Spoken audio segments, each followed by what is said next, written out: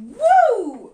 It is Amélie Nothomb time again. So I've just been out and bought Amélie Nothomb's new book. She releases a book every year at the end of August, so nice and consistent. We like that about our writers, we do. And I always run out and buy them because I am absolutely addicted to her writing. She's one of those writers, incredibly unique. And one of the things I find so special about her writing is her characters. Because a lot of writers, I'm in the dark here, let me turn the light on.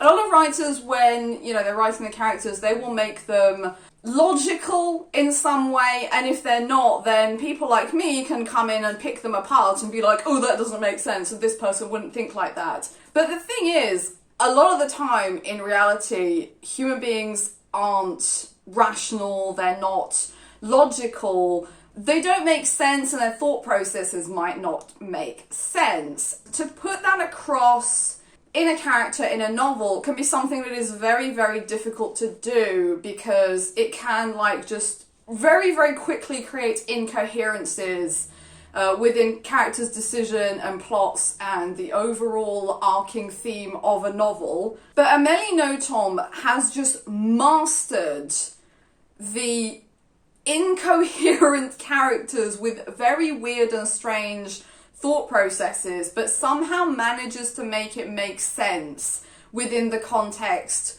of her novel. One of the things she's particularly good at is writing children, like writing from a child's perspective. So children have really crazy logic, like they don't fully understand the world, they don't have all the context. So therefore they sometimes come to weird conclusions about stuff. And these conclusions then lead to them having maybe irrational or illogical outlooks on life as an adult. She is a master of this, and her previous novel, The Book of Sisters, really illustrates this. It's about three sisters, and it's like their lives from the naught to adulthood, and all the crazy stuff that they go through because they kind of have a weird life. Maybe I'll make a video about this book, but from now on I'm dealing with this one. But that's one of the things I absolutely adore about her writing, is her characters that have these kind of weird, quirky outlooks on life that wouldn't normally make sense for a character in a novel that was written by literally anybody else. But she makes it make sense, and I love her for it. So her new book is called Psychopompe. So this is the French edition that's just been released in France. I don't know how long it takes for her books to be translated into English and released in the English-speaking world. But in the event that that happens, here's my reading vlog.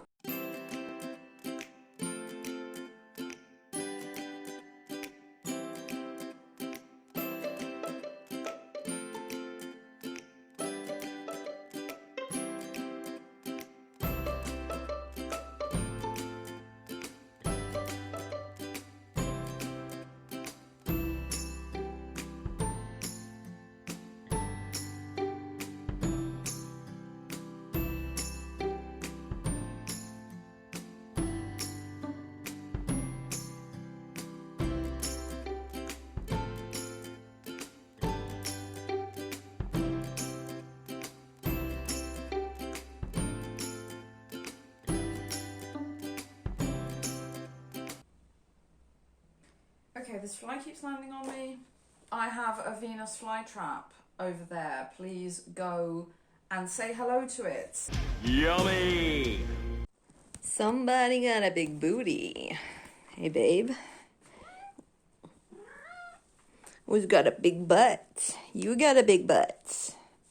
You sure do. Oh.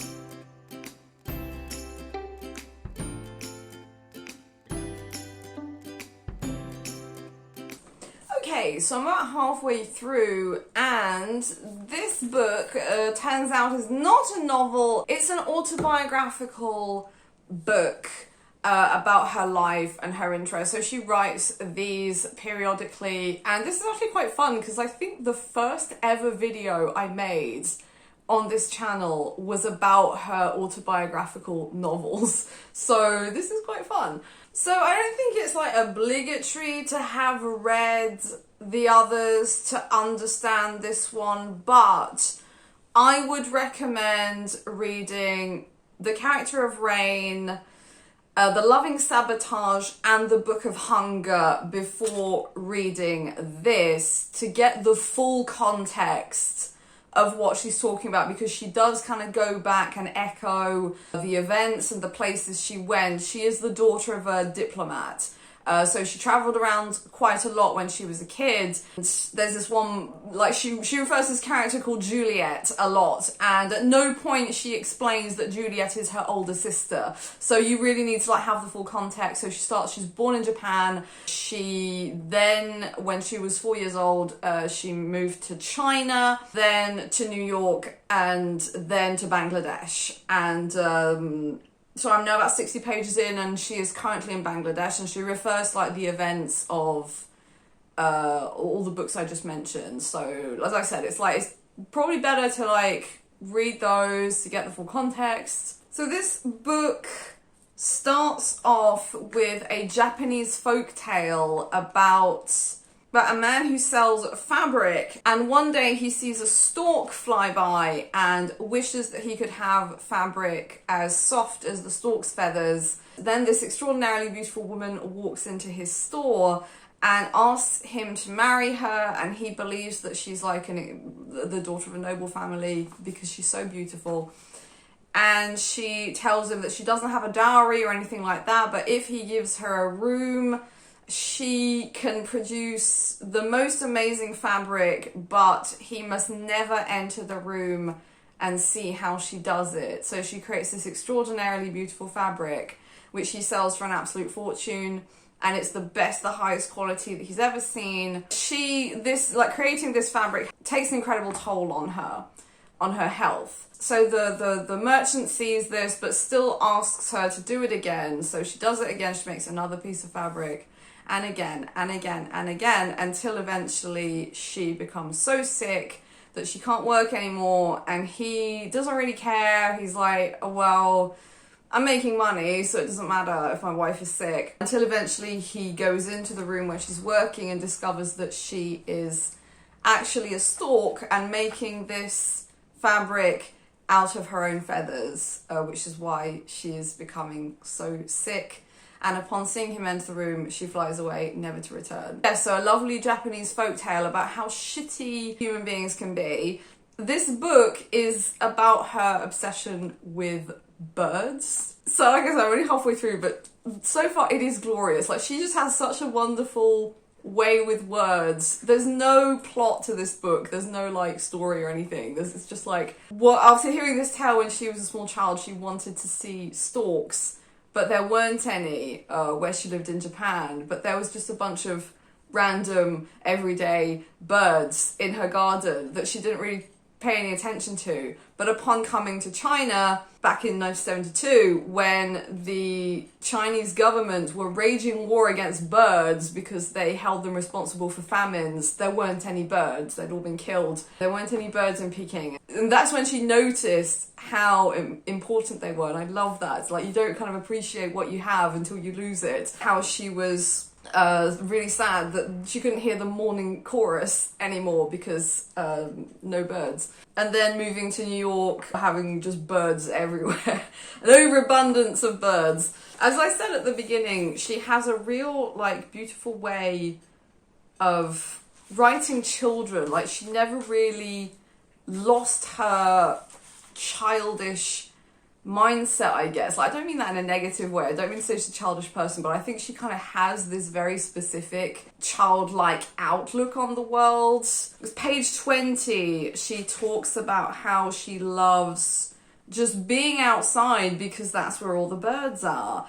And she says, as soon as I went to play outside, I would find the birds with great pleasure. I had 1,000,001 other interests, like making sure the little stream was still flowing, going skating on the lake, and all these childish, all these things that children devote their absolute adoration to and then completely lose interest in until the next day. And I love that. I think that's amazing. She says how she picked up ballet because it seemed to be the only discipline she could do where she could eventually fly away, because ballet dancers are so light on their feet. And she explains how she would walk around with her ballet slippers all day wherever she went. She'd just be walking around on tiptoes to try and make herself as light as possible, until her ballet instructor told her not to do that. She explains how confused she was as a child, that nobody else seemed to really care about the birds. They just took them for granted, that people spend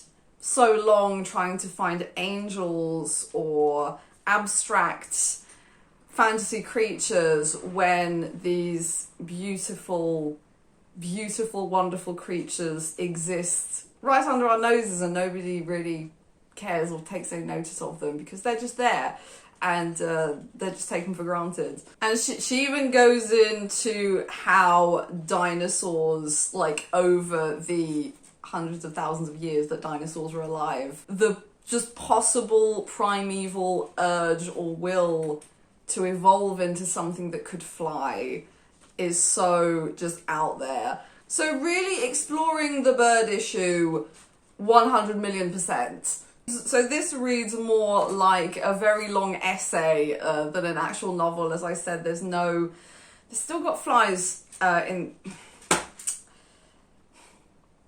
My Venus flytrap is going to be obese. This is ridiculous. Like I was saying, a long essay more than an actual novel. I absolutely gripped. I cannot put this down. It's amazing. The poetry in her writing is just mwah. I really love her autobiographical work because she kind of goes into details that nobody else goes into. So thus far in the book, she is in Bangladesh with her family. So Bangladesh in the late 70s was a relatively new country. And so they're just trying out air travel with planes that are essentially about to fall out of the sky. And it's relevant because, you know, they can fly, but not in the wonderful, beautiful way that birds can. As she talks about how other dignitaries see her and her family as being rather eccentric because they don't mind milling around with the local population, which was extremely poor back then, and how they would just go down to the beach and just play with local children, how other dignitaries would just look down their noses at them. It's these little details that, you know, the stuff about how, you know, air travel was completely new in Bangladesh and it didn't really matter if the planes crashed, and how death was omnipresent in this community and how the other dignitaries viewed them. Oh, you're milling around with the plebs. Oh no. It's these little details that she puts in her novels that I find glorious. What are you doing? Wow. Wanna come say hello? Wanna come say hello? Oh, who's this? Who's this? Who's being our big baby? You have been extraordinarily cuddly today. Yes, you have. Yes, you have. Who's my big baby? Who's my big baby? Will you say hello? Oh, no. You are one beautiful feline. Yes, you are. Oh, meow. Oh, you're so pretty. Oh, you're so pretty. Look at all those whiskers. Oh my.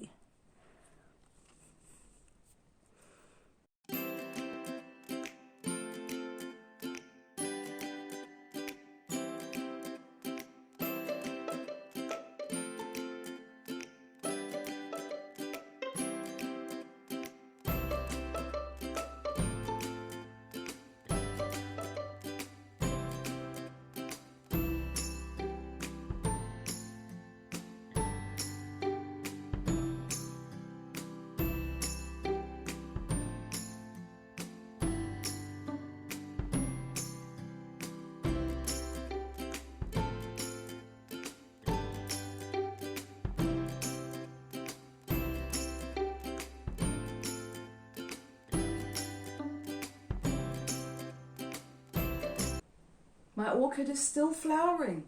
Okay, so I've just finished the book, and where I left off, Amélie was in Bangladesh at this point, where she met the great-eared nightjar, with whom she became rather fascinated. So as referring to the title, a psychopompe is, or a psychopompus is Greek. It's for an entity that accompanies the souls of the dead or communicates with the dead. Someone like... She refers to Hermes from Greek mythology and makes the link between the fact that he had winged shoes and birds, obviously. Also Orpheus, even though he was rather unsuccessful in his endeavours, if you are familiar with Greek mythology. She eventually discovers that her desire to fly like a bird is her metaphor for writing. So her interpretation of writing is taking flight into whatever world unfolds in front of her from her pen, which is rather poetic. And she wishes to be a psychopompe and communicate with the dead or accompany the dead on their last journey. And she does this in her career by writing a book about her father after he passed away. She also wrote a book called Thirst, which is about the last days of Jesus. And in her writing, she describes that as being like the ultimate psychopompe, the one who accompanied Jesus on his last days. Hearing her refer to that book really amused me, because years and years ago I went and spent a couple of weeks working in a library, and that book had just been released and I'd already read it, and we just got it in the library, you know, brand new book. All the readers were really excited about it, and I remember this one woman who'd read it and who came up to me and was like, oh, Amélie Nothomb has completely lost her mind. Now she thinks she is Jesus. And I didn't know what to say to this woman. I was like, no, she doesn't think she is Jesus. She is just writing about Jesus from the first person. Yeah. And she goes over basically a lot of stuff in her career, like from her very early work, like her very first novel that was published, and how it was received and how she was received by the public. So in order to get the full context of this book, there are way more books of hers that you need to read. Fear and Trembling, because she refers to the time she spent working for this horrible company in Tokyo. Also Thirst and First Blood, obviously. This book is, like, reading this book felt just like a celebration of her very specific outlook on the world, with the just most poetic mind that I know of from any writer I have read. It's amazing to me how she can write a book with no plot, no structure, just a kind of succession of themes that eventually tie into, oh, I'm a writer and I wrote some books about dead people. Like, that's what it basically boils down to. But how she can make a book that is 150 pages long and turn that into something that is so fascinating is truly a great achievement. So this is a very satisfying read for those who are well versed in Amélie Nothomb's world and her life, or something to look forward to if you are new to her work.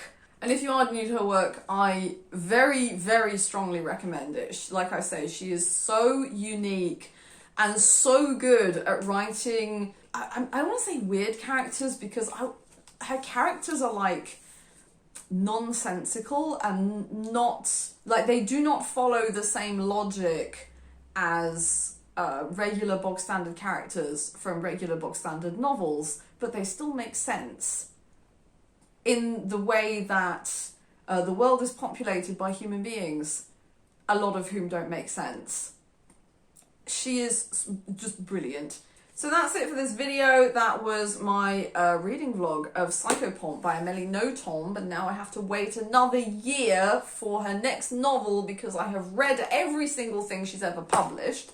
I guess I'll just have to find something else to read, like all of this. Flowers, flowers, orchid flowers. I just want you to look at them. They are pretty. They are pretty. So that's it for this video. I'm kind of new to this reading vlog thing. I've never done a video like this before, so please don't hesitate to tell me what you thought of this. If you'd like me to make more content like this, leave a comment. Tell me what you thought. Have you read Amélie Nothomb? What do you think of her? And thank you so much for watching. And I will see you all in the next one. Bye-bye.